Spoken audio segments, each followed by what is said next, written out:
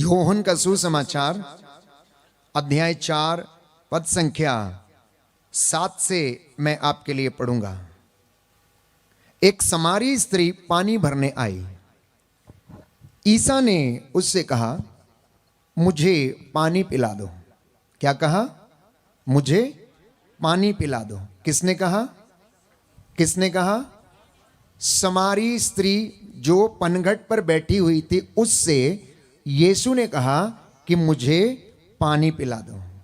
वो क्या कहती है? क्योंकि उनके शिष्य नगर में भोजन खरीदने के लिए गए थे, तो यहूदी लोग समारियों से कोई संबंध नहीं रखते। इसलिए समारी स्त्री ने उनसे कहा, यह क्या कि आप यहूदी होकर मुझ समारी स्त्री से पीने के लिए पानी मांगते हैं? ईसा ने उत्तर दिया, यदि तुम ईश्वर का वरदान पहचानती और यह जानती कि वह कौन है जो तुमसे कहता है मुझे पानी पिला दो, तो तुम उससे मांगती और वह तुम्हें संजीवन जल देता।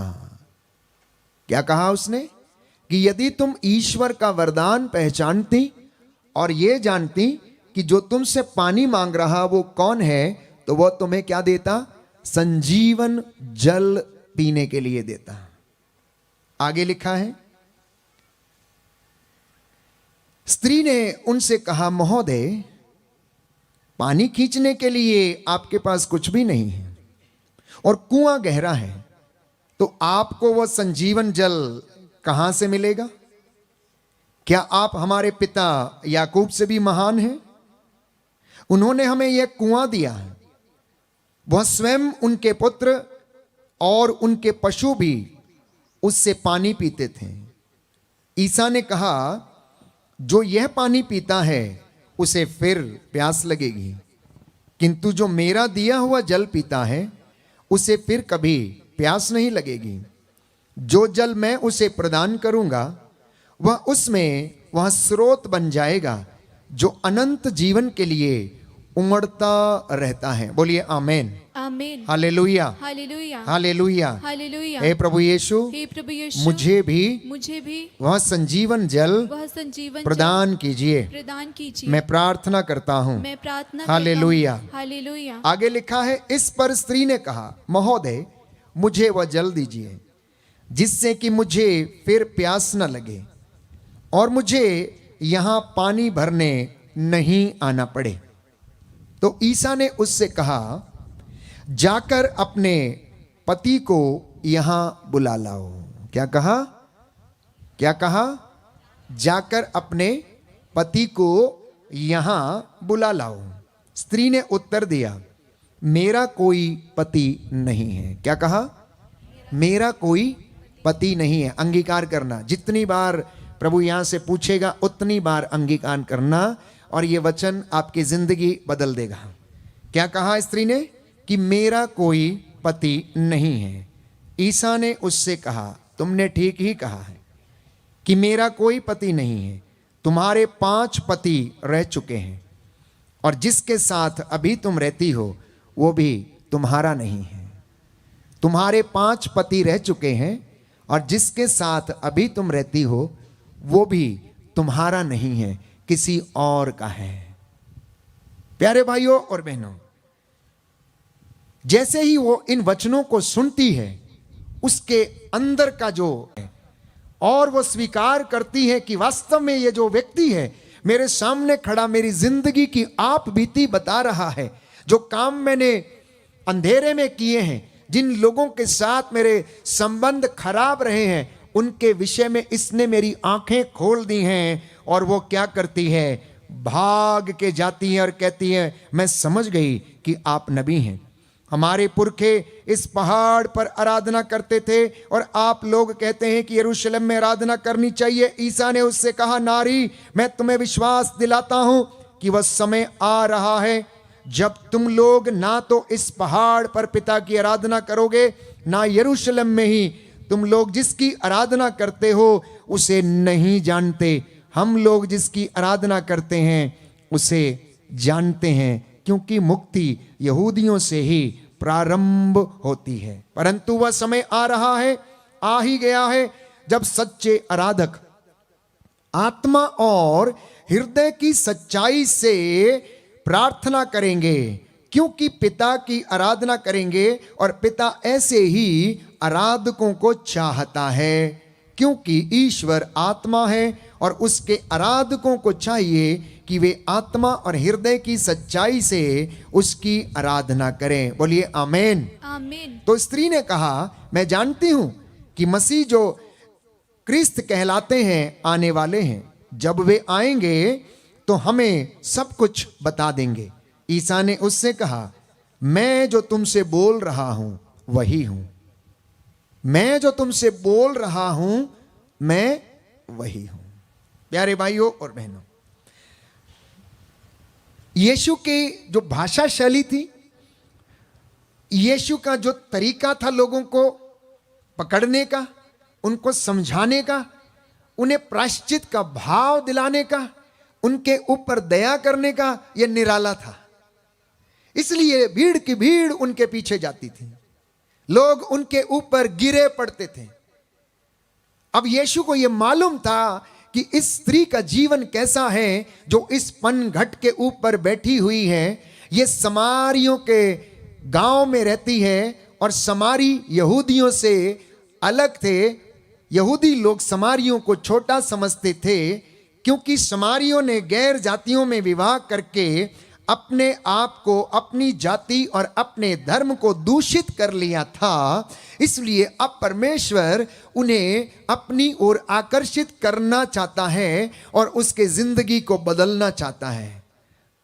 तो उसकी जिंदगी को बदलने का जो स्टाइल था वो बहुत ज्यादा अनोखा था। वो जाते हैं, उससे बात करते हैं और उसे बताते हैं कि तू अपने पति को बुला के ला, तू अपने पति को बुला के ला। और कहती कि मेरा तो कोई पति है ही नहीं। यीशु ने कहा, ठीक कहती है, 5 तेरे रह चुके हैं और अब तू जिसके साथ है वो तेरा नहीं है। मतलब वे विचार में इतना फंसी हुई थी प्यारे भाइयों और बहनों कि उससे निकलने का उसे रास्ता नजर नहीं आ रहा था और इसी तरीके की जिंदगी वो बिता रही थी। अब परमेश्वर की दया देखिए, जिसके विषय में बाइबल हमें बताती है रोमियो के पत्र अध्याय 2 पद संख्या 4 में। रोमियो का पत्र अध्याय 2 पद संख्या 4, जिनके पास बाइबल है वो खोलें। आप लोगों ने ये वचन पहले भी सुना है प्यारे भाइयों और बहनों कि संत पौलुस हमें क्या समझाना चाहता है कि ईश्वर की दया तुम्हें पश्चाताप की ओर लेकर जाना चाहती है। कहां लेकर जाना चाहती है? कहां लेकर जाना चाहती है? वचन पढ़ेंगे, रोमियो का पत्र अध्याय 2 पद संख्या 4। अथवा क्या तुम ईश्वर की असीम दयालुता, सहनशीलता और धैर्य का तिरस्कार करते और यह नहीं समझते कि ईश्वर की दयालुता तुम्हें पश्चाताप की ओर लेकर जाना चाहती है? तुम अपने इस हठ और अपने हृदय के अपश्चाताप के कारण कोप के दिन के लिए अपने विरुद्ध कोप का संचय कर रहे हो। जब ईश्वर का न्याय संगत निर्णय प्रकट हो जाएगा और वह प्रत्येक मनुष्य को उसके कर्मों का फल देगा, जो लोग धैर्यपूर्वक भलाई करते हुए महिमा, सम्मान और अमरत्व की खोज में लगे रहते हैं, ईश्वर उन्हें अनंत जीवन प्रदान करेगा। बोलिए आमीन। आमीन। दाहिना हाथ उठाकर मेरे पीछे वचन दोहराइएगा। क्या तुम ईश्वर की असीम दयालुता, क्या तुम ईश्वर की असीम दयालुता, सहनशीलता और धैर्य का तिरस्कार करते और धैर्य का तिरस्कार और यह नहीं समझते और यह नहीं कि समझते ईश्वर की दयालुता तुम्हें पश्चाताप की ओर ले जाना चाहती है? तुम्हें पश्चाताप की ओर ले जाना चाहती है। हालेलुया। हालेलुया। जो लोग धैर्यपूर्वक भलाई करते हुए महिमा, सम्मान और अमरत्व की खोज करते हैं, ईश्वर उन्हें अनंत जीवन प्रदान करेगा। अनंत जीवन प्रदान करेगा। बोलिए आमीन। आमीन। तो जो ईश्वर की अमरत्व की खोज में लगे रहते हैं, ईश्वर उन्हें क्या करेगा? अनंत जीवन प्रदान करेगा। ईश्वर क्या करेगा? उन्हें अनंत जीवन प्रदान करेगा। इसलिए प्यारे भाइयों और बहनों, हम 40 की इस अवधि में हैं और 40 की इस अवधि का जो मेन उद्देश्य है, जो कि मुख्य उद्देश्य है, वो है पवित्रता, वो है पाप स्वीकार, वो है प्रायश्चित, वो है ईश्वर की दयालुता को अनुभव करना, वो है अपनी जिंदगी में अपने बुरे विचारों को, अहंकार को, मैं की भावना को त्यागना और उसकी हजूरी में वापस चले आना। अन्यथा आप और मैं ईश्वर के कोप भाजन बन जाएंगे। अन्यथा मैं और आप ईश्वर के कोप भाजन बन जाएंगे। 40 के इन पवित्र दिनों में लगभग हर कलीसिया में, हर समुदाय में इस प्रकार के सत्संग और साधना का आयोजन किया गया।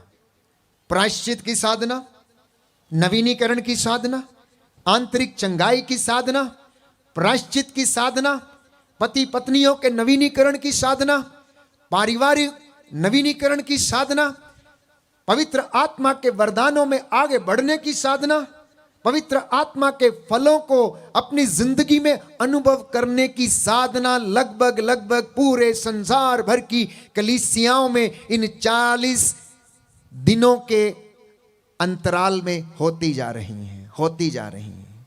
मैं कई बार जब प्रवचन करता हूं या फिर लोगों के साथ काउंसलिंग करता हूं तो वे आकर पूछते हैं कि फादर जी, आखिर पाप है क्या? किन बातों के लिए हम प्रायश्चित करें? किन बातों के लिए हम प्रभु से क्षमा मांगे? हमने तो कोई पाप किया ही नहीं। अगर आप बाइबल पढ़ेंगे तो प्यारे भाइयों और बहनों, लगभग हर पन्ने में परमेश्वर आपको बताएगा कि कौन सी चीज ईश्वर के राज्य के विरुद्ध है, और जो चीज ईश्वर के राज्य के विरुद्ध है, जो चीज उसकी इच्छा के अनुसार नहीं है, वो पाप की श्रेणी में क्या हो जाती है? एंटर हो जाती है। वो पाप की श्रेणी में एंटर हो जाती है। और ईश्वर से दूर करने वाली यदि कोई चीज है तो वो है हमारा पाप, हमारी कमजोरी, हमारी अनेक प्रकार के गुनाह। आप लोग बाइबल पढ़ते हैं, आप में से बहुत सारे लोग left and right Bible quote करते हैं, वचन को दोहराते हैं, समझाते हैं, आप पढ़ते हैं, कोशिश करते हैं समझने की, लेकिन बाइबल कहती जब तक पवित्र आत्मा ना समझाए तब तक हम उसको समझ नहीं सकते हैं। तो ये जो बात है जो इसमें लिखी गई है, हमें ईश्वर के नजदीक लाने के लिए प्रेरणा देती है। इसमें वो बातें लिखी हुई हैं जो हमें ये बताती हैं कि मुक्ति कैसे संभव है, मुक्ति हमें कौन दे सकता है, चंगा हमें कौन कर सकता है, ईश्वर से दूर जाने का परिणाम क्या है, वो कितना दुखद है, वो कितना कष्टकारी है। ये बातें ये बाइबल हमें बताती है। इसलिए इस बाइबल को साथ लेकर चलना, इसमें वो बातें लिखी हुई हैं जो अन्य किसी दूसरी किताब में नहीं लिखी गई हैं। इसमें परमेश्वर का मन है, इसमें परमेश्वर के काम है, इसमें पाप और पुण्य के विषय में चर्चा की गई है, इसमें परमेश्वर की दयालुता की चर्चा है, इसमें परमेश्वर की अपेक्षाएं जो अपने बच्चों से वो रखता है वो लिखी गई हैं। इसमें उद्धार का मार्ग बताया गया है, इसमें ज्योति का मार्ग बताया गया है, इसमें यह बताया गया है कि जिस यीशु को हम आराधना करते हैं वो संजीवन जल का झरना है, वो जीवन का स्रोत है, वो मुक्ति का द्वार है। प्यारे भाइयों और बहनों, वही हमारा उद्धार करता है। हवा भी वही है, पानी भी वही है, जिंदगी भी वही देता है, और जिसके ऊपर वो दया कर देता है उसे किसी चीज की कमी नहीं रहती। बोलिए amen. Amen. Hallelujah, hallelujah, hallelujah, hallelujah, hallelujah. Hallelujah. Yeshu की स्तुति हो, यीशु की स्तुति यीशु हो। को धन्यवाद, यीशु को यीशु धन्यवाद। की आराधना हो, यीशु की यीशु आराधना की हो। महिमा हो, यीशु की यीशु महिमा को हो। धन्यवाद। यीशु को हालेलुया। धन्यवाद। हालेलुया। तो फिर हम जो लोग नित्य प्रतिदिन वचन सुनते, पढ़ते, संस्कारों को ग्रहण करते हैं, क्यों हमारी जिंदगी में आशीष नहीं रहती है? क्यों हमारी जिंदगी में, हमारे परिवारों में फल दिखते नहीं हैं? आप पैसा कमाते हैं, अच्छी नौकरी पर हैं, अच्छा बेड है आपके पास सोने के लिए, लेकिन आपको नींद की गोलियों का सहारा लेना पड़ता है। आपको नींद नहीं आती है। आपका पति है, लेकिन आपको कभी पति का सुख नहीं मिला। आपकी पत्नी है, लेकिन आपको कभी पत्नी का सुख नहीं मिलता, क्योंकि हर दिन कुछ ना कुछ बात जो है वहां पर रहती है और वो ईश्वर की इच्छा पूरी करने में असमर्थ रहते हैं। क्यों इंसान ईश्वर के वरदानों से वंचित रहता है? तो अगर इन बातों के विषय में हम पढ़ने की कोशिश करें तो निर्गमन ग्रंथ अध्याय 20 पद संख्या 5 से आगे प्रभु का वचन हमें बताता है। निर्गमन ग्रंथ अध्याय 20 पद संख्या 5 और उससे आगे कि प्रभु का वचन स्पष्ट रूप से हमें बताता है। जिसके पास बाइबल हो वो खोले, यदि मिल गया है तो आप जोर से पढ़ें यहाँ माइक में, अन्यथा मैं पढ़ूंगा। निर्गमन ग्रंथ अध्याय 20 पद संख्या 5 और उससे आगे। उन मूर्तियों को दंडवत कर उनकी पूजा मत करो, क्योंकि मैं प्रभु तुम्हारा ईश्वर ऐसी बातें सहन नहीं करता। जो मुझसे बैर करते हैं, मैं तीसरी और चौथी पीढ़ी तक उनकी संतति को उनके अपराधों का दंड देता हूं। जो मुझे प्यार करते हैं और मेरी आज्ञाओं का पालन करते हैं, मैं 1000 पीढ़ियों तक उन पर दया करता हूं। प्रभु अपने ईश्वर का नाम व्यर्थ मत लो, क्योंकि जो व्यर्थ ही प्रभु का नाम लेता है, प्रभु उसे अवश्य दंडित करेगा। प्रभु उसे अवश्य दंडित करेगा। प्रभु उसे अवश्य दंडित करेगा। इसलिए कान खोल कर सुनना प्यारे भाइयों और बहनों की जिंदगी की हकीकत में हम कभी ना कभी उस परमेश्वर से दूर जाते हैं जब हम उसकी महिमा, उसका अधिकार, उसका सम्मान छीन कर अपनी जिंदगी में किसी और व्यक्ति को महिमा देते, आदर देते हैं, उनकी पूजा करते हैं, तो परमेश्वर दुखित होता है। और वो सच्चा परमेश्वर जो जिंदगी बनाता है, चलाता है, जिसने इस दुनिया को बनाया है, वो प्यारे भाइयों और बहनों इन बातों को सहन नहीं कर सकता। सुंदर वचन है, इसके विषय में और थोड़ा आगे पढ़ेंगे। यशायाह नबी का ग्रंथ अध्याय 42, यशायाह नबी का ग्रंथ अध्याय 42 प्यारे भाइयों और बहनों लिखा है, मैं प्रभु हूं। क्या लिखा है? मैं प्रभु हूं, यही मेरा नाम है। मैं ना तो दूसरे को अपनी महिमा दूंगा और ना मूर्तियों को अपना स्तुति गान। मैं प्रभु हूं, प्रभु मेरा नाम है। मैं ना तो अपनी महिमा किसी दूसरे को दूंगा और ना ही मूर्तियों को मैं स्तुति गान दूंगा। अब आप यहां पर बैठे हैं, आप जरा विचार कीजिए कि अगर आपके पूर्वजों से, आपके बड़े बुजुर्गों से गलतियां हुई हैं और आपने उसके लिए प्रायश्चित नहीं किया, प्रभु के पास लौटे नहीं हैं, तो मैं समझता हूं कि कहीं ना कहीं हमारे जीवन में प्रायश्चित के अभाव में वो आशीर्वाद से हम वंचित हैं। उस आशीर्वाद से हम वंचित हैं क्योंकि प्रभु का वचन हमें यह बताता है।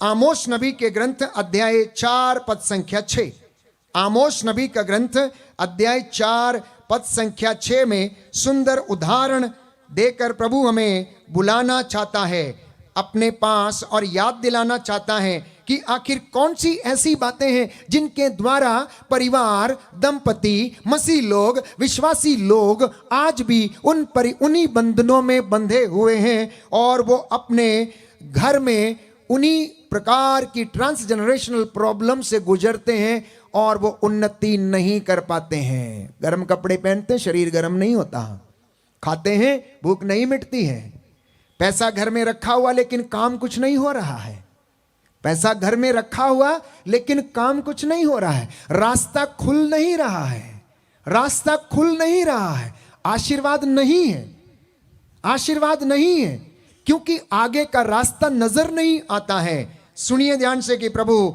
ये कहता है, अध्याय 5 से पढ़ेंगे हम, होशिया नबी का ग्रंथ अध्याय 5 पद संख्या 3 से हम पढ़ेंगे पहले, उसके बाद आमोस नबी का ग्रंथ पढ़ेंगे। मेरी दृष्टि इफ्राइम पर रही है और मैं इज़राइल का लिहाज करता आया हूं, पर इफ्राइम तुम तो वैश्या बन गई हो और इज़राइल तुम भी भ्रष्ट हो गए हो। वे अपनी करतूतों में जकड़े रहकर प्रभु के पास लौट नहीं सकते। वैश्यावृत्ति ने तो उन पर ऐसी मोहिनी डाल रखी है कि वे प्रभु ईश्वर से अनभिज्ञ रहते हैं। इज़राइल का अक्खड़पन उसके अपने विरुद्ध साक्षी दे रहा है। इफ्राइम का अधर्म उसे ठोकर खिलाएगा, फिर भी उसके साथ यूदा भी उसके साथ गिरेगा। वे अपने गाय बैल भेड़ बकरियां लेकर प्रभु की खोज में निकलेंगे, पर वे उसे पा नहीं सकेंगे क्योंकि वह उनसे ओझल हो गया है। वे तो उसके प्रति अविश्वासी ही रहे हैं और जारज संतान उत्पन्न कर गए हैं। अब आक्रमणकारी आकर उनको और उनके खेत खलिहानों को खा जाएगा। हालेलुया, हालेलुया, दाहिना हाथ उठाकर वचन दोहराएंगे, hallelujah, hallelujah, hallelujah, hallelujah. Yeshu की स्तुति हो, यीशु की स्तुति हे हो। प्रभु यीशु, हे प्रभु यीशु, मैं विश्वास करता हूँ मैं विश्वास आप करता मुझसे हूँ। बातें कर रहे हैं। आप मुझसे बातें कर रहे हैं। Hallelujah, hallelujah. आपके वचन के द्वारा आपके वचन के आज द्वारा मेरी जिंदगी में, आप मेरी जिंदगी मेरे में, परिवार में, मेरे परिवार में चंगाई आ जाए, चंगाई आ जाए, शांति आ जाए, शांति आ जाए। Hallelujah, hallelujah. सुना ध्यान से आपने, 12 वंशों में से एक वंश इफ्राइम के विषय में प्रभु कहता है, इफ्राइम के विषय में कहता है और कहता है कि मेरी दृष्टि इफ्राइम पर लगी हुई है, मेरी दृष्टि धमोला वासियों पर लगी हुई है, मेरी दृष्टि उन लोगों पर लगी हुई है जो मेरे अपने हैं। और वचन कहता है कि इफ्राइम तो पाप पर पाप करता जा रहा है और मैं लिहाज करता आया, अभी तक मैं लिहाज करता आया, लेकिन वे अपनी करतूतों में जकड़े रहकर प्रभु के पास लौट नहीं सकते, क्योंकि वैश्यावृत्ति ने तो उन पर ऐसी मोहिनी डाल रखी है कि वे प्रभु ईश्वर से अनभिज्ञ रहते हैं, उसे नहीं जानते हैं। इफ्राइम का अधर्म उसे ठोकर खिलाएगा और यूदा भी उसके साथ मर जाएगा, यूदा भी उसके साथ मर जाएगा। प्यारे भाइयों और बहनों, जब इन वचनों को हम सुनते हैं तो ये हमें अंदर ही अंदर क्या करते हैं, ठोकर मारते हैं। ये हमारे हृदय के द्वार को खोलते हैं, याद दिलाते हैं कि कौन सी बात के लिए हमें परमेश्वर से प्रायश्चित करने की आवश्यकता, माफी मांगने की आवश्यकता है, और वो आपके पापों को क्षमा करेगा।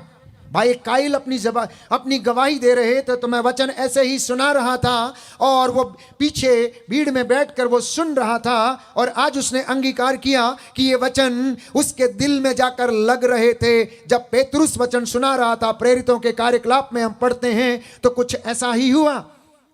जब पेतरुस ने वचन सुनाए तो 3000 लोगों ने संध्या के समय यीशु के नाम का बपतिस्मा ग्रहण किया। उन्होंने अपनी आत्मा और मन का खतना किया। प्यारे भाइयों और बहनों, आज जब आप ये वचन सुनेंगे तो ये आपकी आत्मा का खतना करने के लिए है, आपके विचारों का खतना करने के लिए है। और अगर आप जानबूझकर नहीं सुधरते हैं तो प्रभु कहता है मैं इन्हें अवश्य दंड दूंगा, और धीरे धीरे दंड देकर इन्हें मैं प्रायश्चित का अवसर दूंगा। Hallelujah, hallelujah, hallelujah, hallelujah, hallelujah, hallelujah. प्रज्ञा ग्रंथ अध्याय 12 पद संख्या 10, किंतु तूने धीरे धीरे दंड देकर उन्हें पश्चाताप करने का अवसर दिया, हालांकि तू उनका विकृत स्वभाव और जन्मजात दुष्टता जानता था, और यह भी कि वे अपने विचार कभी नहीं बदलेंगे, क्योंकि यह जाति प्रारंभ से ही अभिशप्त थी। इसलिए उनके पापों का तूने दंड नहीं दिया कि तू किसी से डरता था। नहीं, तू किसी से नहीं डरता था, क्योंकि कौन तुझसे कहेगा कि तूने ये क्या किया है। प्यारे भाइयों और बहनों, तुझे छोड़कर और कोई ईश्वर नहीं, तू ही समस्त सृष्टि की रक्षा करता है।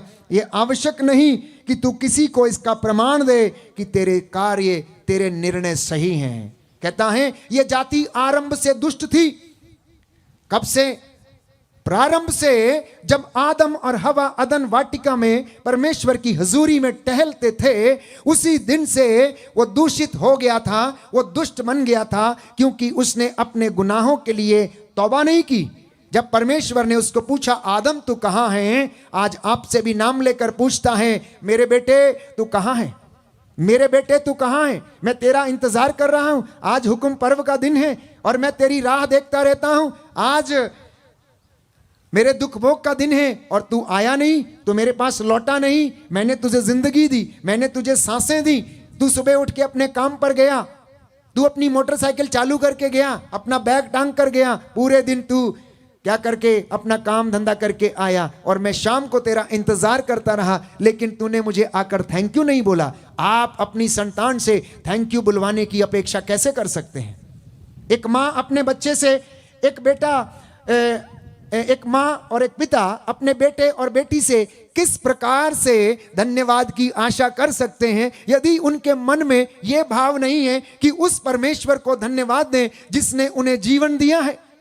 जिसने उन्हें जीवन दिया है, तो परमेश्वर भी कहता है, देख तू शाम को लौटा, मैं जानता हूं तू थका हारा था, तूने अपना बैग एक तरफ फेंका, तूने अपने कपड़े चेंज किए, तूने अपना टीवी ऑन किया, तूने अपना दारू का गिलास निकाला और तूने मेज सजाई और तू उसके ऊपर बैठ गया। तूने 2-4 डांट फटकार लगाई अपनी पत्नी को और बच्चों को, मेरे लिए खाना लगाओ, क्योंकि तू थका हुआ था। और तू अपनी ही अधेड़ बुन में, तू अपने ही अहंकार में, अपने ही शरीर की जरूरतों को पूरा करते हुए तू सो गया। तुझे मेरा तनिक भी लिहाज नहीं किया, तूने मुझे जरा सा भी याद नहीं किया, तेरे मन में ऐसा कोई भाव नहीं आया कि तू मुझे थैंक यू बोल सके। और सुबह उठ के कहता है कि ईश्वर तू मेरी रक्षा कर।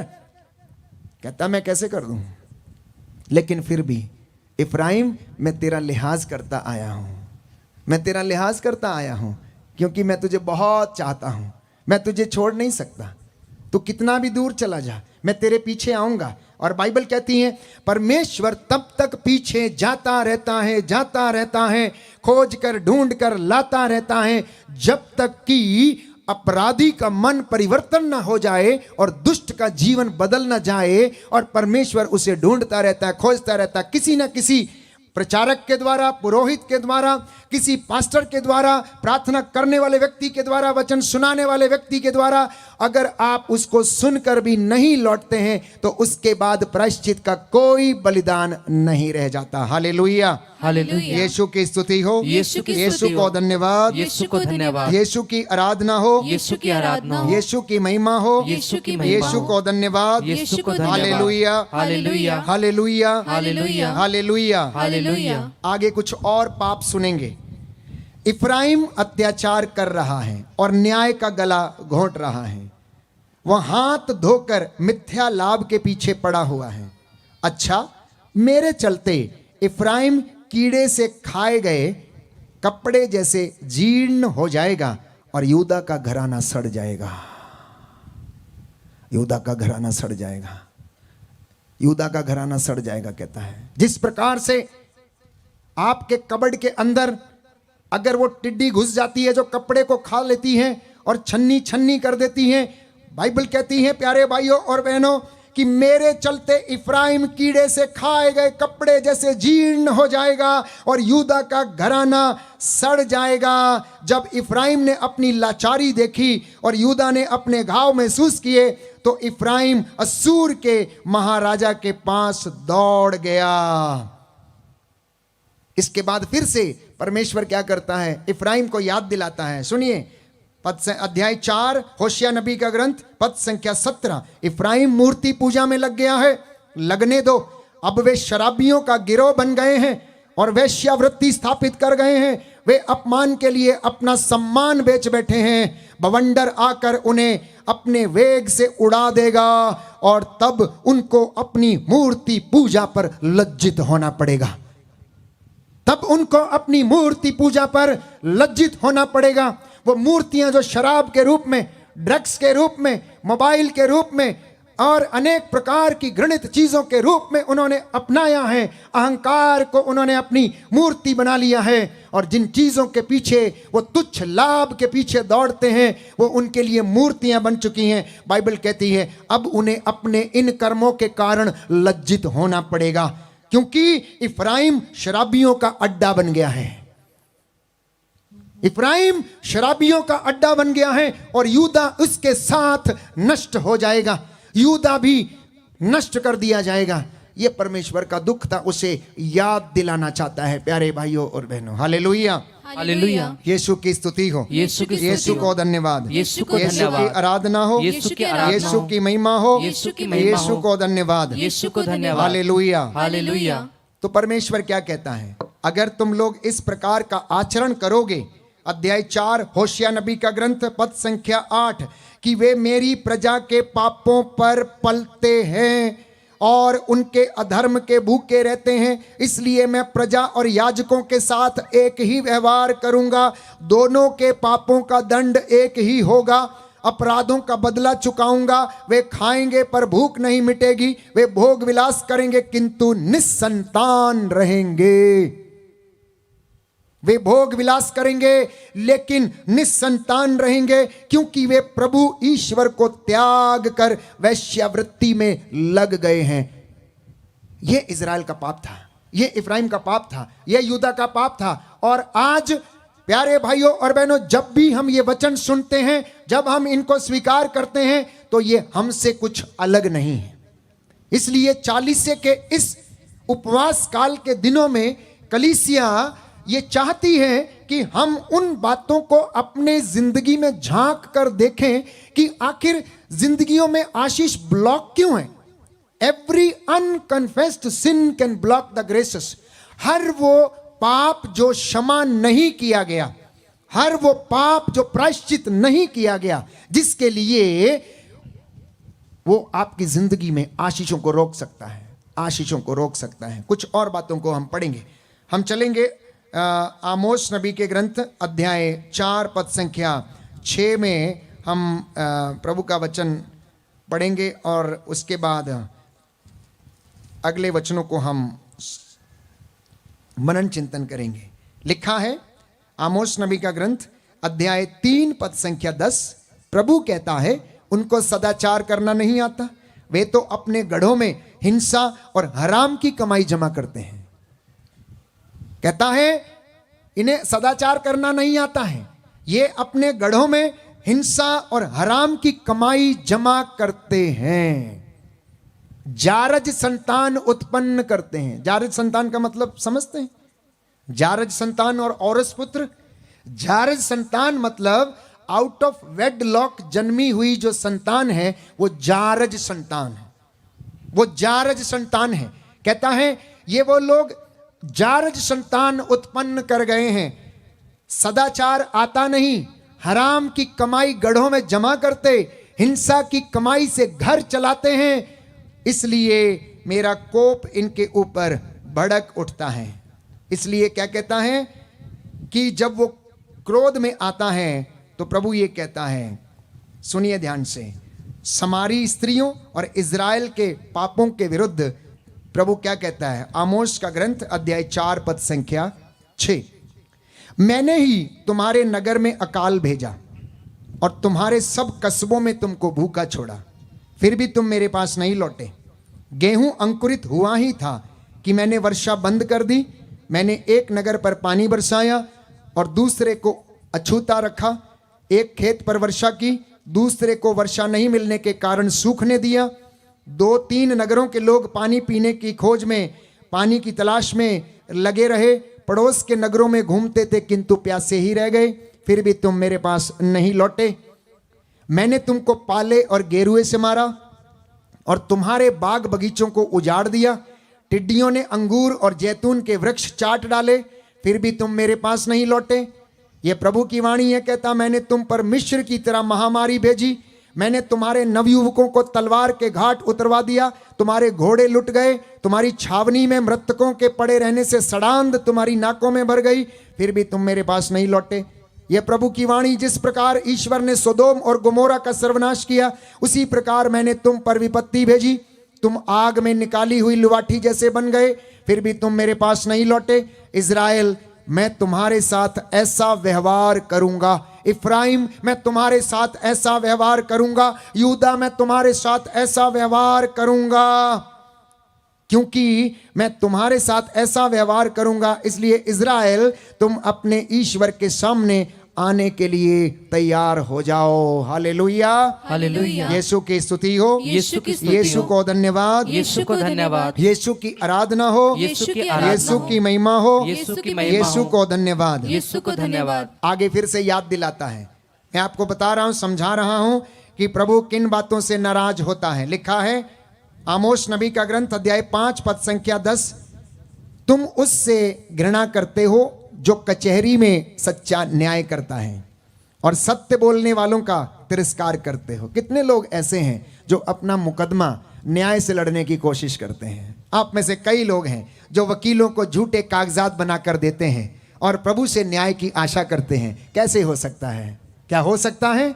आप में से कितने लोग हैं जिन्होंने झूठे इल्जाम लगाकर, झूठे फर्जी कागज बनाकर अपने मुकदमे आप लोगों ने वकालत के लिए लगा रखे हैं और परमेश्वर से आप न्याय की आशा करते हैं। और बाइबल इस बात को स्पष्ट करती है कि तुम में से कोई भी व्यक्ति न्याय से अपना मुकदमा नहीं लड़ता है। तुम झूठे कोर्ट कचहरियों के केसेस में जाकर लड़ते हो और मुझसे न्याय की आशा करते हो। अच्छा, तो तुमने दरिद्रों का शोषण किया है, तुमने अपने काम करने वाले मजदूर का शोषण किया है और तुम जबरदस्ती से अनाज की वसूली करते हो। जो महल तुमने कटे छटे पत्थरों से बनाए हैं, तुम उनमें नहीं रह पाओगे। याद रखिए, जो लोग घूस की संपत्ति से घर बनाते हैं वो उसमें नहीं रह पाएंगे। ये मैं नहीं, बाइबल कह रही है। जो कटे छटे पत्थरों से तुम मकान बनाकर बैठे हो, प्रभु ये कहता है कि तुम इसमें नहीं रह पाओगे। और जो मनोहर दाखबारियां तुमने लगाई, तुम उनकी अंगूरी नहीं पी पाओगे। मैं तो जानता हूं कि तुम्हारे बहुत अपराध हैं और तुम्हारे पाप भारी हैं। तुम लोग धर्मियों को तंग करते हो, तुम घूस लेकर न्यायालय के द्वार से जरूरतमंदों को भगा देते हो। ऐसे समय में, इतने बुरे दिनों को देखकर समझदार व्यक्ति चुप ही रहता है, धर्मी व्यक्ति चुप ही रहता है, क्योंकि उसका कोई आसरा नहीं है। और वो क्या करता है? चला आता है, कहता है तुम इतना सब कुछ करते हो और मुझसे न्याय की आशा करते हो, मुझसे आशीर्वाद की आशा करते हो, मुझसे अपनी संपत्ति पर आशीष चाहते हो, मुझसे अपने बच्चों पर आशीष चाहते हो। कैसे हो सकता है? कितने लोग हैं प्यारे भाइयों और बहनों, आज अपने मुकदमे पैसा दे के लड़ते हैं, लेकिन वो जानते नहीं हैं, वो जानते नहीं हैं क्योंकि उनकी बुद्धि मारी गई है। आज वो 1 लाख रुपया देकर छूट के चले आते हैं, 2 महीने के बाद से फिर से उन्हें वही 1 लाख दोबारा देना पड़ता है। 4 महीने के बाद फिर से वो 2 लाख में हो जाता है। वो पाप पर पाप करते रहते हैं और अन्याय से अपना पेट भरते हैं। इसलिए उनके घरों में आशीर्वाद नहीं है, इसलिए उनके घरों की खाटों के ऊपर भी आशीर्वाद नहीं है। कमाते तो बहुत हैं, लेकिन घर में लड़ाई है, झगड़ा है, मारपीट है, अनादर है और अपमान है। बच्चे माता पिता का कहना नहीं मानते, पूरा घर बर्बाद है, चोर चुराता है, छेद वाली थैली में डालता, और प्यारे भाइयों और बहनों, उसके घर में आशीष नहीं रहती है। ये बाइबल के वचन है, ये बाइबल के वचन है। इतना ही नहीं, इससे और आगे प्रभु कहता है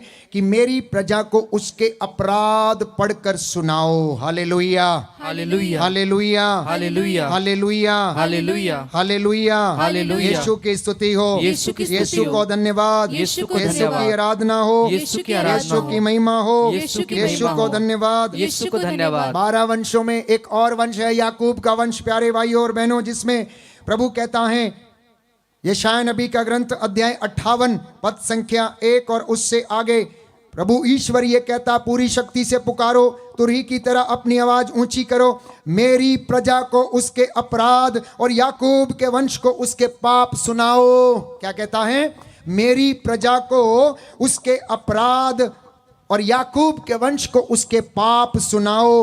वे मुझे प्रतिदिन ढूंढते हैं और मेरे मार्ग जानना चाहते हैं, लेकिन उन्हें मिलता नहीं हूं मैं। लेकिन उन्हें मिलता नहीं हूं, क्योंकि वो शिकायतें बहुत करते हैं।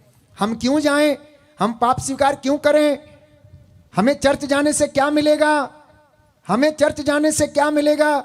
घर की महतारी घर में इतवार के दिन झाड़ू पोछा करती रहती है, उस दिन उसका गोबर लीपने का दिन होता है, कपड़े धोने का दिन होता है, और प्रभु आपको आशीष देने के लिए ढूंढता रहता है।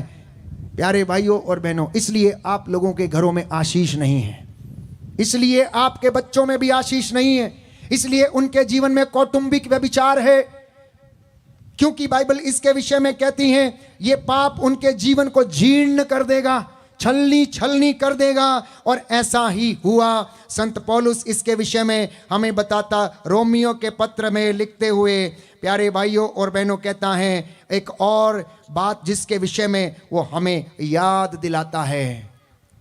इसलिए मैं कहता हूं कि अगर वचन सुनने के बाद मसीहियों का जीवन, विश्वासियों का जीवन, अनुयायियों का जीवन नहीं बदलता है तो उनमें और गैर यहूदियों में कोई फर्क नहीं है। और परमेश्वर का वचन याद दिलाता है, सुनिए ध्यान से, रोमियो का पत्र अध्याय 1 पद संख्या 22 से मैं आपके लिए पढ़ूंगा। वे अपने को बुद्धिमान समझते हैं किंतु वे मूर्ख बन गए। उन्होंने अनश्वर ईश्वर की महिमा के बदले नश्वर मनुष्य, पक्षियों, पशुओं तथा सर्पों की अनुकृतियों की शरण ली। इसलिए ईश्वर ने उन्हें उनकी घृणित वासनाओं का शिकार होने दिया और वे एक दूसरे के शरीर को अपवित्र करते हैं। वे एक दूसरे के शरीर को अपवित्र करते हैं। उन्होंने ईश्वर के सत्य के स्थान पर झूठ को अपनाया और श्रेष्ठ वस्तुओं की उपासना की और उनकी आराधना की, किंतु उस सृष्टिकर्ता की नहीं जो युग युगों तक धन्य है, जो युग युगों तक धन्य है। कितने लोग हैं जो सच्चे ईश्वर को छोड़कर, जिसका तत्व हमारी जिंदगी में डाला गया है, जिसके विषय में उत्पत्ति ग्रंथ अध्याय 2 पद संख्या 10 में हम पढ़ते हैं कि परमेश्वर ने एक पुतला गढ़ा, आदम को बनाया, और जब वो तैयार हो गया तो उसके नथनों में उसने प्राण वायु फूंक दी, और लिखा है इस प्रकार मनुष्य एक सजीव तत्व बन गया और उसके जिंदगी में परमेश्वर की रूह जो थी वो काम करने लगी। अब वो परमेश्वर कहता है कि तुम उसको अपवित्र करते हो क्योंकि तुमने इन सांसारिक वस्तुओं की शरण ली है। लिखा है झूठ का सहारा लिया, झूठ को अपनाया, सत्य को त्याग दिया और आराधना झूठ की किंतु सृष्टिकर्ता की नहीं की। अगले वचन में लिखा है अध्याय 1 पद संख्या 26, यही कारण है कि ईश्वर ने उन्हें उनकी घृणित वासनाओं का शिकार होने दिया। उनकी स्त्रियां प्राकृतिक संसर्ग छोड़कर अप्राकृतिक संसर्ग करने लगी। इसी प्रकार उनके पुरुष भी स्त्रियों का प्राकृतिक संसर्ग छोड़कर एक दूसरे के लिए वासना से जलने लगे। पुरुष पुरुषों के साथ व्यभिचार करते हैं और वे इस प्रकार अपने भ्रष्टाचार का उचित फल अपने शरीर में भोग रहे हैं। इस प्रकार वे अपने भ्रष्टाचार का उचित फल अपने शरीर में भोग रहे हैं। और इसी कारण बाइबल कहती है कि आप में से बहुत सारे लोग दुर्बल हो गए हैं, बीमार पड़े हुए हैं और मर गए हैं। इसलिए अब तुम मेरे पास लौटो, प्रभु कहता है। लिखा है, मैंने जैसा आपके लिए पढ़ा कि परमेश्वर की दया आपको प्रायश्चित की ओर लेकर जाना चाहती है। लोग वचन सुनाते हैं, बाइबल पढ़ते हैं, अनेक विषय हैं प्यारे भाइयों और बहनों। प्रेम का विषय है, पाप क्षमा का विषय है, सहनशीलता का विषय है, ईश्वर की करुणा में दयालुता का विषय इसमें है, मुक्ति और उद्धार का विषय इसमें है, पारिवारिक जीवन से संबंधित विषय इसमें है। लेकिन उन सब चीजों तक पहुंचने के लिए हमें अपनी जड़ों को साफ करने की जरूरत है, क्योंकि कीड़ा तो जड़ में लगा हुआ है। तो पेड़ों की टहनियों को साफ करने से क्या होगा? पेड़ों की टहनियों को साफ करने से क्या होगा? प्यारे भाइयों और बहनों, आप और मैं जंगली दाखलताएं थी, लेकिन अब जो मसीह हमारी जड़ है, हम उसमें काट कर कलम कर दिए गए हैं, ताकि इन टहनियों से अच्छे फल पैदा हो जाए। इन टहनियों से जो फल निकले उससे हमारे जीवन में उद्धार हो जाए। इसलिए गुनाहों से तौबा करना, पापों से तौबा करना, मूर्ति पूजा से तौबा करना। जो जिंदगी में हमारे मूर्तियां हैं, हो सकता है कि हमारा अपना ही घर, हमारा अपना पैसा, हमारा अपना काम, हमारे अपने खेत खलियान जिनको हम बहुत महत्व देते हैं, हमारी शान शौकत, हमारी अय्याशी, नशा, ड्रग्स, व्यभिचार, गलत रिश्ते, वीडियो गेम, ताश के पत्ते, जुआ, ये अनेक प्रकार की चीजें जो मूर्तियों के समान बन गई हैं, जिनको हम बहुत ज्यादा अधिक महत्व देते हैं, लेकिन उनसे आपका जीवन बदलेगा नहीं। बोलिए आमेन, आमीन, हालेलुया, हालेलुया। अगर किसी चीज से जीवन बदलेगा प्यारे भाइयों और बहनों, तो वो है परमेश्वर के वचन से। बोलिए आमेन, आमीन। हे प्रभु यीशु, हे प्रभु मैं यीशु, विश्वास करता हूँ मैं विश्वास करता हूँ कि आप दयावान हैं, कि आप दयावान आप मुझ हैं। पर दया करेंगे। आप मुझ पर दया करेंगे। Hallelujah, hallelujah. क्योंकि आपकी दया क्योंकि आपकी मुझे दया प्रायश्चित की ओर मुझे प्रायश्चित की लेकर ओर जाना चाहती है। लेकर जाना चाहती है। आमीन। आमीन। तो प्रेरितों का कार्यकलाप, सुंदर वचन है, अध्याय 3 पद संख्या 19 और उससे आगे। Acts of the apostles chapter 3 verse 19। आप लोग पश्चाताप करें और ईश्वर के पास लौट आएं, जिससे आपके पाप मिट जाएं। क्या लिखा है? आप लोग पश्चाताप करें और ईश्वर के पास लौट आएं, जिससे आपके पाप मिट जाएं। बोलिए amen, amen, hallelujah, hallelujah, hallelujah, hallelujah. Yeshu की स्तुति हो, यीशु की स्तुति हो, यीशु को धन्यवाद। यीशु को धन्यवाद। तो ईश्वर के पास लौटना है तो प्रायश्चित और स्वीकृति में आपका और मेरा कल्याण है, क्योंकि वह अंतिम क्षणों में भी आपको क्षमा करके अपनाएगा। अंतिम क्षणों में भी आपको वो अपनाएगा। आप कितने भी बड़े गुनाहगार अपराधी क्यों ना हो, याद कीजिए उस डाकू को जो कलवरी की पहाड़ी पर यीशु के दाएं और बाएं लटकाए गए थे, दोनों के जीवन में एक बात डिफरेंट थी।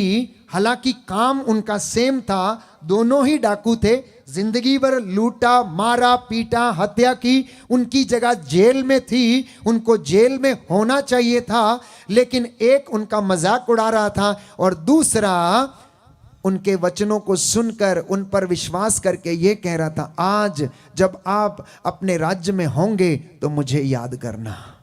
और यीशु ने कहा, तू आज ही मेरे राज्य में मेरे साथ होगा। ये आज वो दिन है प्यारे भाई और बहनों, आज वो दिन है, आज आपकी जिंदगी बदलने का दिन है। उसने कोई बपतिस्मा नहीं लिया, उस डाकू ने कोई बपतिस्मा नहीं लिया, क्योंकि उसके पास बपतिस्मा लेने का समय ही नहीं था। उसने सच्चे मन से एक बात कही कि प्रभु, आज तू अपनी हजूरी में मुझे याद करना, जब तू स्वर्ग में होगा तो मुझे याद करना।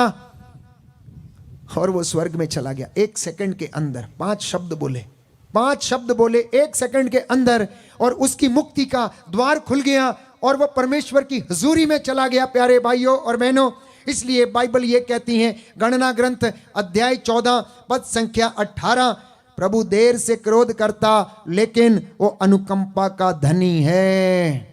वो अनुकंपा का धनी है। वो अपराधों को और विरोध को क्षमा करता है, किंतु पापों को अनदेखा नहीं करता है। यदि आप और मैं उसके पास लौटेंगे तो प्रियजनों, वो आपको क्षमा प्रदान करेगा। वो आपको क्षमा प्रदान करेगा।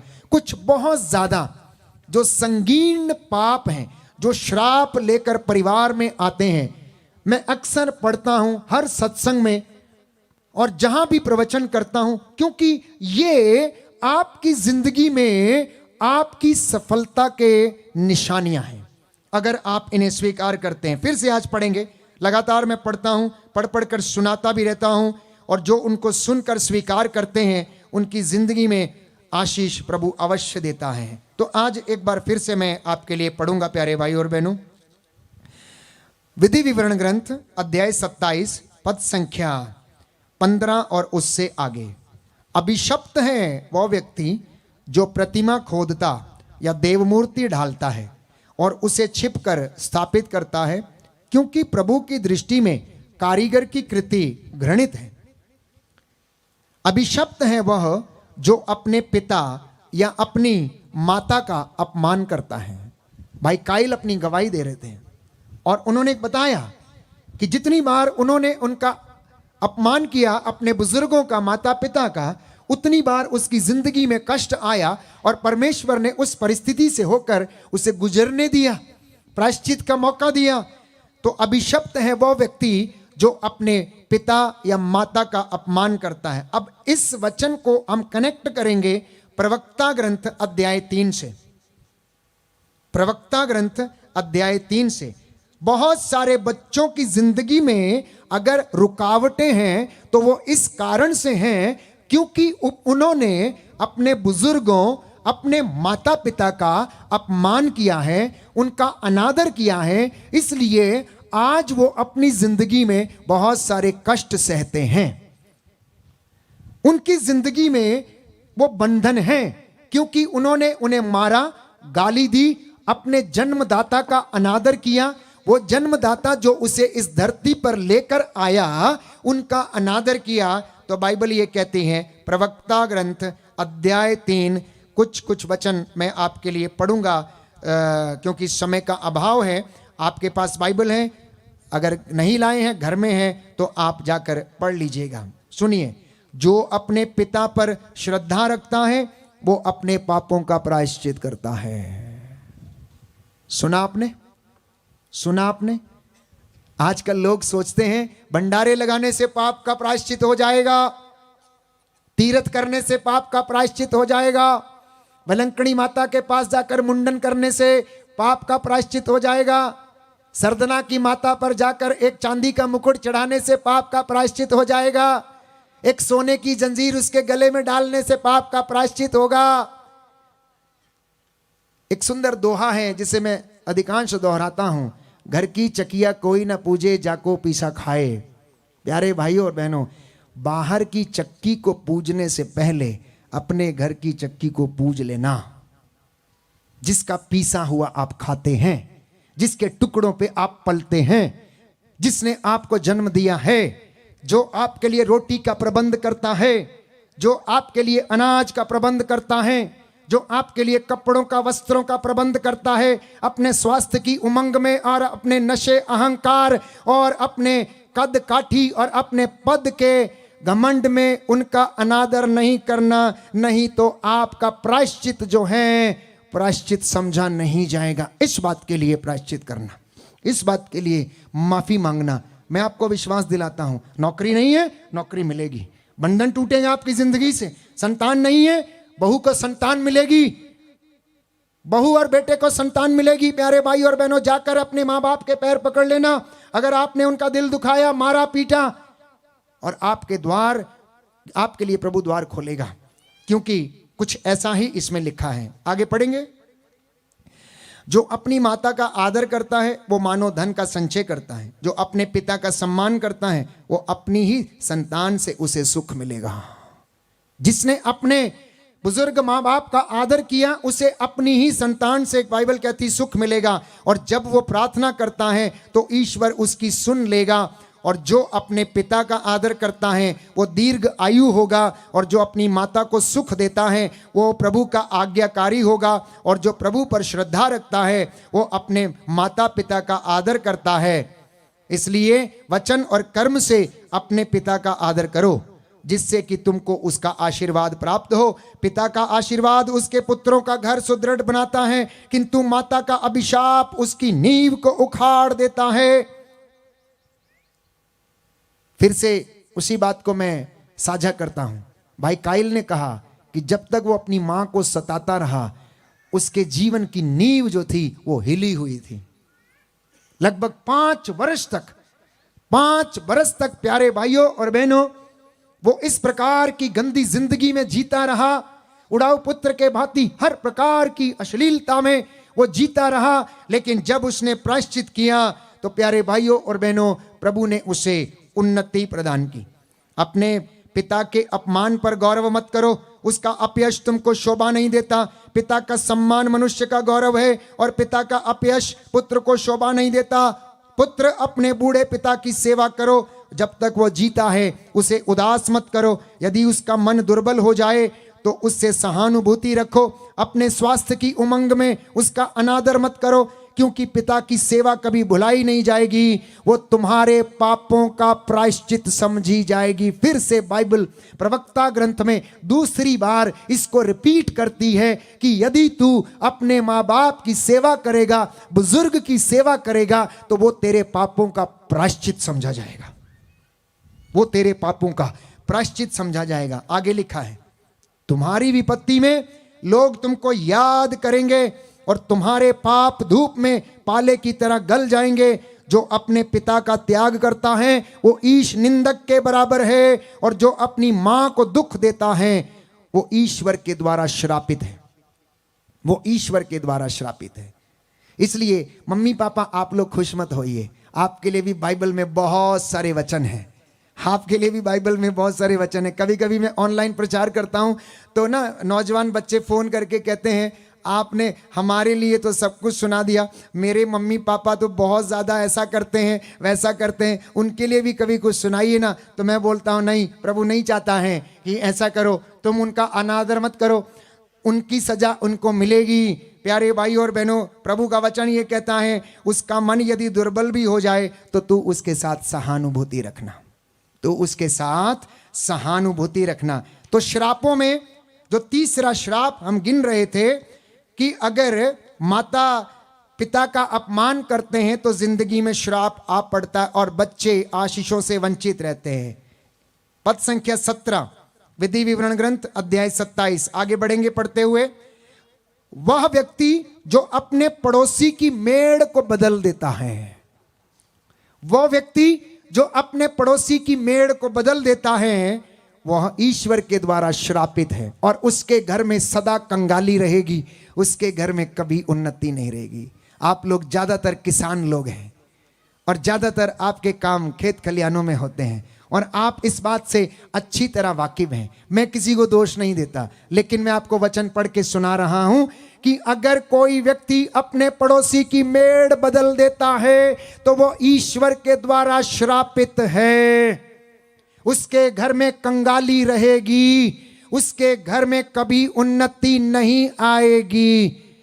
ये पवित्र बाइबल का वचन है प्यारे भाई और बहनों, जो इजराइलियों को आदेश के रूप में दिया गया था कि यदि तुम ऐसा करोगे तो इस श्राप के अधीन रहोगे। आगे लिखा है, जो अंधे को उसके रास्ते से भटकाता है वो भी श्रापित है, जो प्रवासी अनाथ और विधवा के विरुद्ध अन्याय करता है, अन्यायपूर्ण निर्णय देता है, वो भी श्रापित है, जो अपने पिता की पत्नी के साथ संसर्ग करता, मतलब जो अपनी मां के साथ बुरा व्यवहार करता, अश्लीलता करता, नशे के या ड्रग्स के आवेश में जब उसकी बुद्धि भ्रष्ट हो जाती है, उसके ऊपर वो गंदी नजरों से देखता है, तो वो प्यारे भाइयों और बहनों ईश्वर की दृष्टि में श्रापित है, क्योंकि लिखा है वो अपने पिता की शैया का अनादर करता है।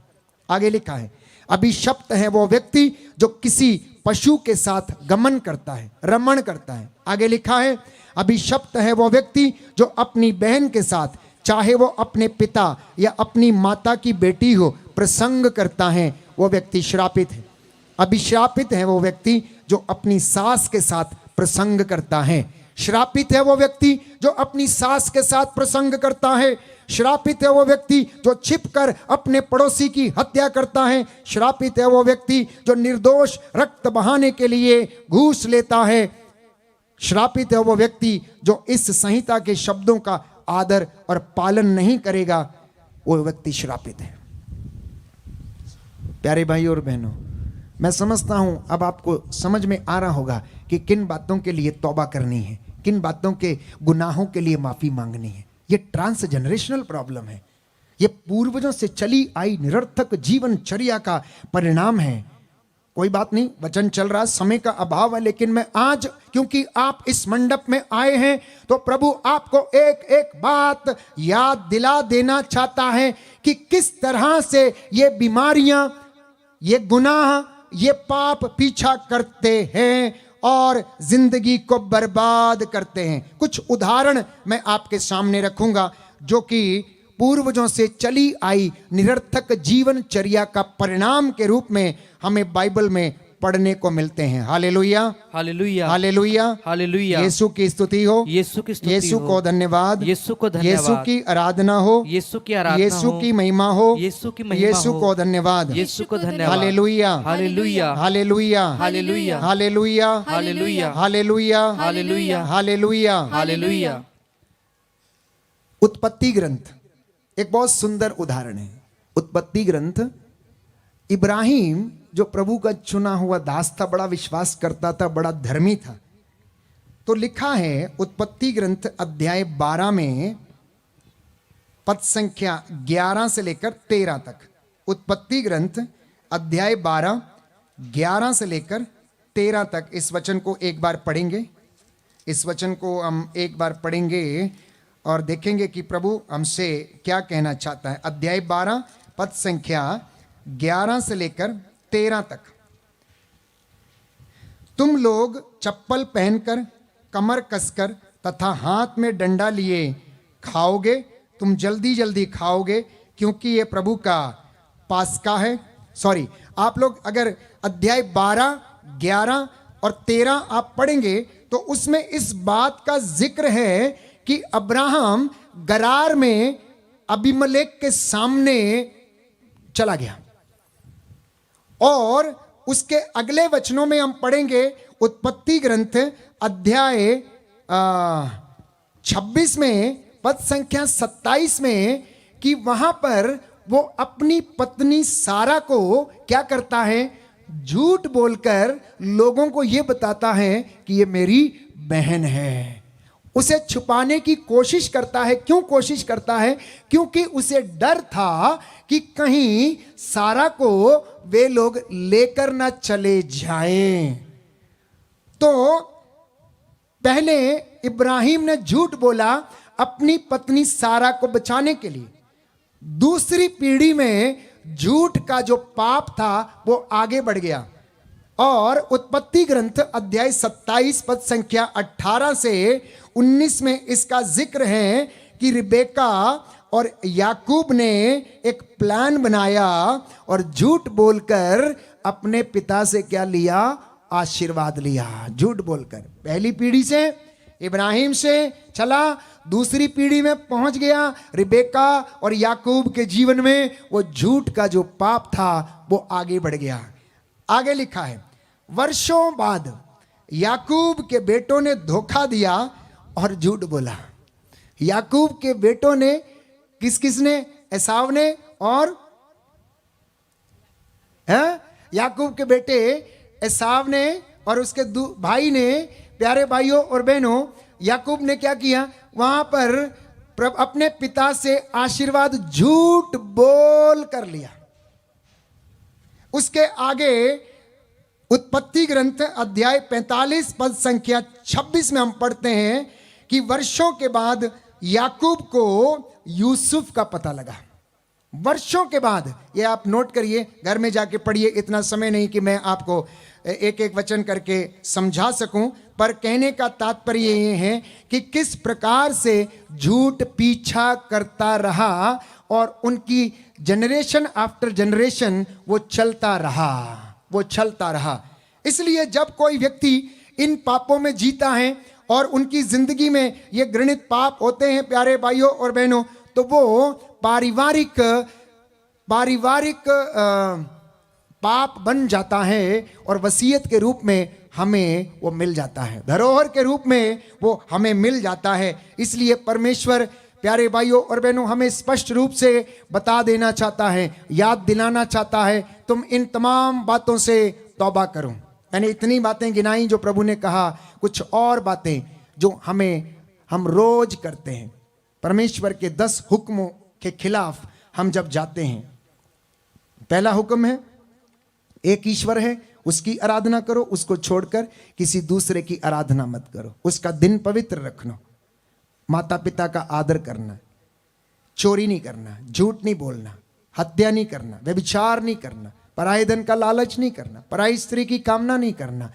हर दिन प्यारे भाइयों और बहनों, इंसान अपनी आंखों से, कानों से, अपने होठों से, अपनी जुबान से और अपने विचारों से, अपनी दृष्टि से ना जाने कितनी बार ईश्वर के विरुद्ध जाता है, लेकिन वो परमेश्वर हमें प्यार करता है। जितनी बार आप उसके पास जाकर अंगीकार करते हैं, उतनी बार वो आपको खड़ा होकर आशीर्वाद देने के लिए तैयार रहता है। आप घुटना टेकते हैं, वो खड़ा हो जाता है, जानते हैं? आप घुटना टेकते हैं, वो खड़ा हो जाता है। इसलिए प्रभु से कहना, जिस तरह दासी की आंखें मालकिन के हाथों की ओर टिकी रहती हैं कि शाम को काम से लौटते समय वो उसको पगार देगी या कुछ और उसके हाथ में गिफ्ट रखेगी, प्रभु मेरी आंखें भी तेरी ओर, तेरे हाथों की ओर लगी रहती हैं। और प्रभु प्यारे भाइयों और बहनों हमें बुलाता है और कहता है कि तुम यदि अपने प्रभु ईश्वर की आराधना करोगे, सेवा करोगे, तो वह तुम्हारे अन्न जल को आशीष देगा, बीमारियां तुमसे दूर रखेगा। इसलिए तुम्हारे देश में गर्भपात नहीं होगा।